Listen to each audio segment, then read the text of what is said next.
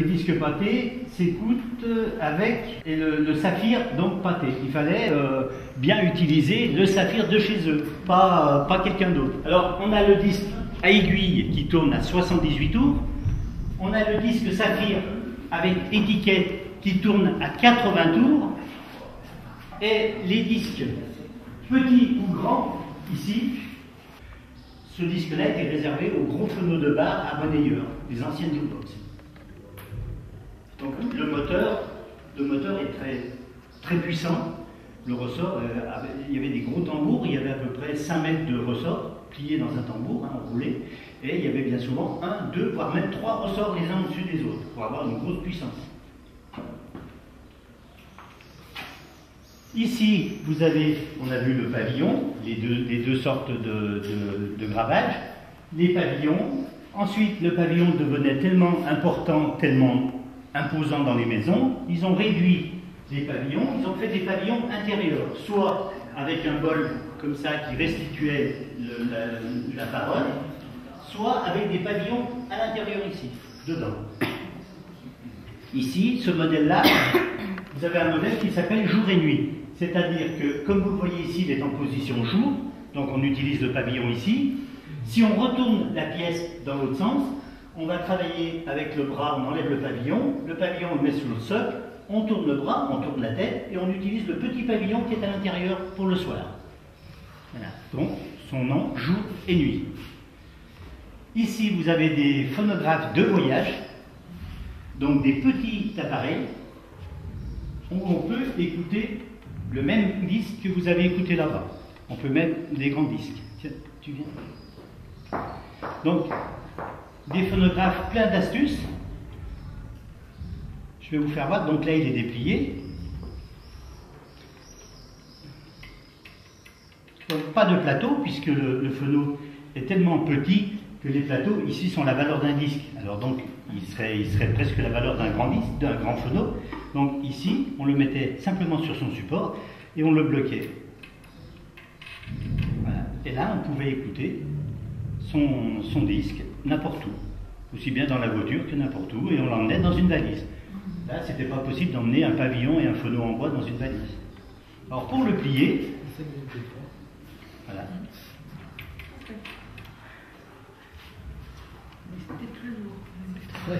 Alors ici, dans cette partie-là, vous avez le moteur avec la manivelle, et dans cette partie-là, vous avez le pavillon. Donc la tête, le bras, la caisse de résonance qui correspond à un pavillon, et ici, là, vous aviez la sortie pour le son. Alors pour le plier, il fallait fermer la petite porte, voilà. Enlever le dessus, le faire descendre, enlever la tête, rentrer le bras, la manivelle qui se rangeait à l'intérieur aussi. Voilà, je ne pense pas que ça va se fermer. Enlève la manivelle parce qu'il faut bien la mettre dessous. Voilà. Et là, vous aviez un phonographe de voyage où on pouvait écouter réellement de la musique dessus. Voilà. Alors ici, on a plusieurs modèles. Pareil. Ici, on a un plateau qui se plie, par contre. Voilà, un plateau qui se plie. Là, c'est un minuscule plateau qui se gare sur le côté, qui se met sur le côté. Ici, pareil, tout se plie. Ici, c'est le Mikiphone. C'est un système Basda, c'est un système suisse, où tout se range dans l'appareil ici, même le haut-parleur. Le haut-parleur se range l'un dans l'autre, et après, on ferme le couvercle. Donc, l'appareil n'est pas plus haut que ça. Donc, son surnom, c'est le camembert, parce qu'il n'est pas plus gros qu'une boîte de camembert. Ensuite, ici, vous avez des phonos enfants. Voilà. Alors, sur ces phonographes-là, on peut écouter que des disques, comme le moteur est très petit, hein, c'est un quart d'un gros moteur, on peut écouter que des disques de 15 cm. Bien souvent, d'ailleurs pratiquement toujours, c'était des comptines pour enfants. Le phonographe, lui, par contre, il est construit comme un vrai phonographe, où on retrouve la tête, à aiguille, un bras, un pavillon, et là, il est percé parce que le son ressort devant. Et je vais vous le faire écouter.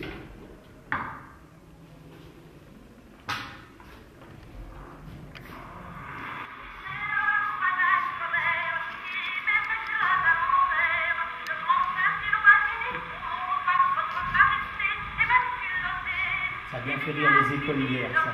Vous trouvez encore des aiguilles? Oh oui, oui, oui, sans problème.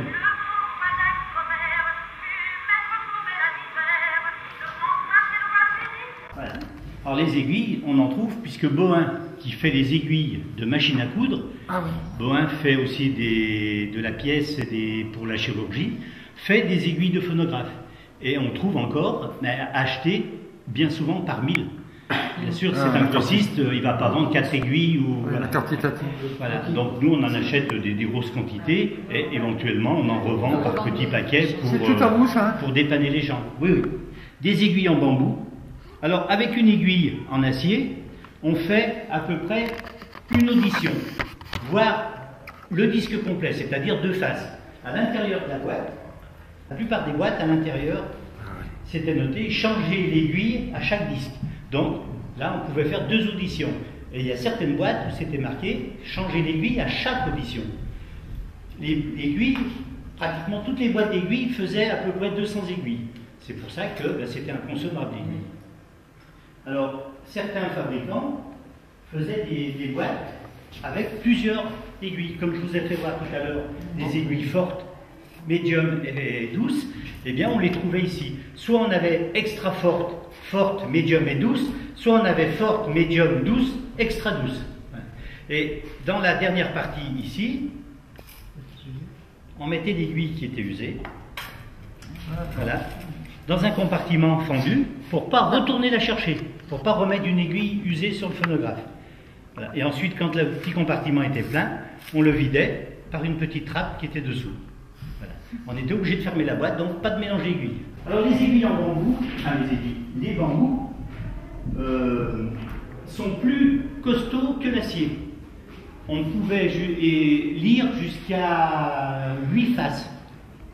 8 faces. Ensuite, bon, ben, elle était pas mal émoussée, hein, les aiguilles en bambou. Il y avait un ciseau. On mettait l'aiguille, vous voyez, il y avait l'empreinte, ici. On mettait l'aiguille en bambou à l'intérieur, et avec le ciseau, on coupait une partie, un petit millimètre. Et on rafutait pas, non. On remettait l'aiguille sur le phonographe, on l'utilisait, et après on la remettait et on retaillait jusqu'à ce que l'aiguille, il n'en reste plus, et on jetait le talon. Voilà. Alors il y avait soit ce système-là, soit. Comment? Il y avait toujours la petite molette pour serrer. Alors par contre, il fallait que la tête soit prévue et une empreinte triangulaire pour mettre l'aiguille en bambou. Voilà. Sinon, les autres aiguilles, c'est circulaire, elles sont rondes. Ensuite aussi, sur les aiguilles en acier, il existait des appareils pour réaffûter les aiguilles. Donc ici, vous avez un appareil avec un petit disque abrasif. L'aiguille se fixait ici. Là, vous avez une petite roue qui tourne sur l'abrasif aussi, donc qui tourne sur elle-même, et en même temps, on fait le tour du disque. Ah oui. Alors voilà, l'aiguille tourne sur elle-même et elle fait tout le tour du disque pour pouvoir frotter partout en même temps. Et là, on aiguisait, donc il fallait sûrement le faire plusieurs fois. Et là, on aiguisait l'aiguille, on l'enlevait et on la remettait sur le phonographe. Alors il existe plusieurs disques qui se collent simplement avec de l'eau. Et on le colle dessus et après on le renlève en le mouillant et on en remet un autre et ainsi de suite.